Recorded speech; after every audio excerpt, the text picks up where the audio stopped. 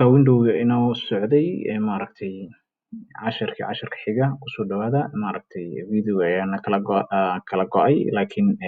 sidoo kale maaragtay window-ga ayaa sii degayay waqti badan ayuu qaadanayay kusoo dhawaada mar labaad iyo mar saddexaad video-ga ayaa inoo soo ayaa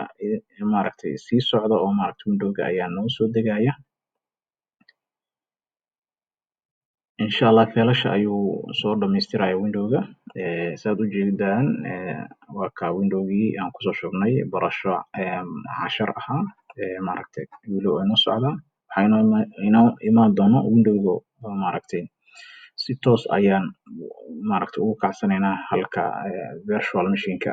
virtual machine-ka waxaa loogu talagalay in window-yada ama maaragtay wax kasta aad kusoo shubo si aad computer-kaaga aad u isticmaasho window-yaal badan ama maaragtay server-ka maaragtay aad u isticmaali lahayd hadduu Ilaahay yiraahdo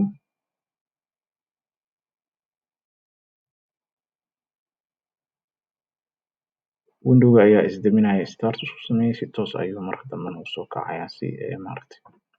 virtual machine-ka VMware-ka ugu shubi lahaa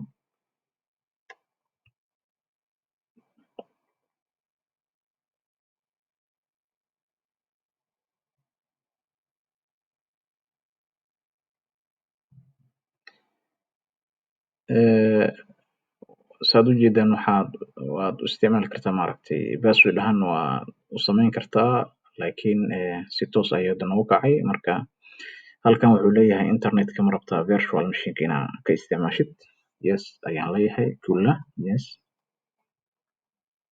waa luqadda finishka laakiin waxay la mid tahay macnaha ma kugu xiraya window-gaaga maaragtay beerkada ama internet-ka yes ayaan leeyahay igu xir waa kaas u jeedaan internet-ka si toos ayuu noogu xiray marka window-ga sida caadiga u isticmaali kartaa adoo computer-kaaga caadiga jooga camal maaragtay waa virtual-ka saas loogu talagalay macnaha casharkeena maanta halkaas ayuu ku ekaa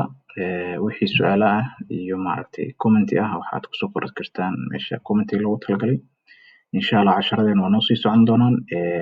la wadaag ardayda danaynaysa ama barata ICT-ga iyo IT-ga maaragtay ama qof kastoo Soomaali ah danaynaya barashada tiknoolajiyada waxaan ugu talagalnay inay ka faa'iideystaan ummadda Soomaaliyeed waxaan ku fikiray in channel uu noqdo casharada ummadda maaragtay ama ardayda halkan waddankan Finland ku nool inay ka faa'iideystaan laakiin marka dambe waxaan is iri waxaa ka fiican si guud ahaan maaragtay aad ugu dhigto luqadda Soomaaliga ka dhig ummadda Soomaaliyeed meel kasta ay joogto sida ay ugu faa'iideysato kuwa ku nool dalka kuwa ku nool maaragtay alxamdulillah maaragtay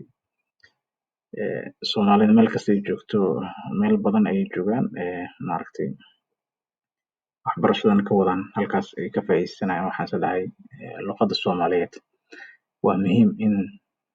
luqadda Soomaaliyeed laga dhigo saas daraadeed ayaan go'aankaas u gaaray kusoo dhawaada mar labaad iyo mar saddexaad channel-ka baro ICT IT Asalaamu calaykum waraxmatullaahi wabarakaatuh inoo kulan kale